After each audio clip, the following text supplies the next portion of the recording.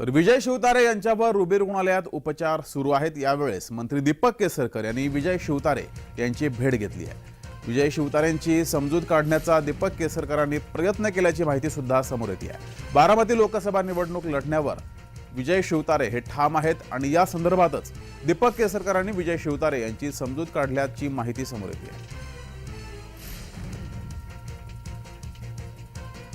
कुठलीही चर्चा झालेली नाही। त्यांची तब्येत अचानक बिघडलेली होती।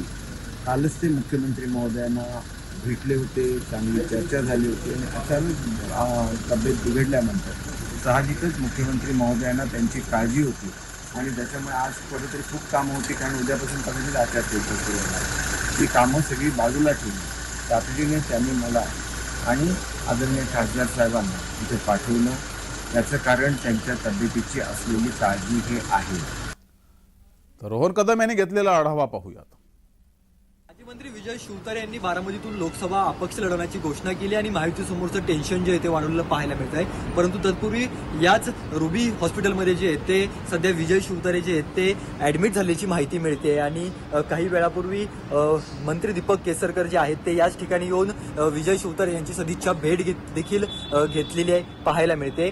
खरं तर विजय शिवतारे हे बारामतीतून ज्यावेळेसपासून लोकसभा लढवणार ही त्यांनी घोषणा केली त्यानंतर जे ते अनेक नेते मुख्यमंत्र्यांसह विजय शिवतारे यांची मनधरणी करण्यासाठी उत्सुक असलेले पाहायला मिळत आहेत, येत असलेले पाहायला मिळत आहेत। त्याच पार्श्वभूमीवर आत्ताची जी दीपक केसरकर यांनी घेतलेली भेट आहे त्या भेटीला महत्त्व जे आहे ते मोठं आहे। खरं तर गेल्या काही दिवसांपासून सातत्याने विजय शिवतारे यांनी केलेल्या घोषणेनंतर मोठ्या प्रमाणामध्ये जी आहे ती चर्चा राजकीय वर्तुळामध्ये वेगवेगळ्या रंगू लागलेल्या आहेत आणि या चर्चेमुळे जे आहे ते विजय शिवतारे यांना काल मुख्यमंत्री एकनाथ शिंदे यांनी भेटीसाठी देखील बोलवलं होतं आणि आता जे आहे ते विजय शिवतारे यांची मनधरणी करण्यासाठी किंवा त्यांना भेटून जे आहे ते महायुतीचा धर्म पाळण्यासाठी मोठ्या प्रमाणामध्ये विनंती करण्यात येत आहे आणि सध्या दीपक केसरकर देखील त्यांना भेटून गेलेले आहे। या संपूर्ण बारामती लोकसभा मतदारसंघातून निवडणूक लढवण्यावरती ठाम राहत आहेत का की हे सगळे नेते मंडळी मुख्यमंत्र्यांसह त्यांची मनधरणी करण्यामध्ये यशस्वी ठरत आहेत हे पाहणं आगामी काळामध्ये महत्त्वाचं ठरेल।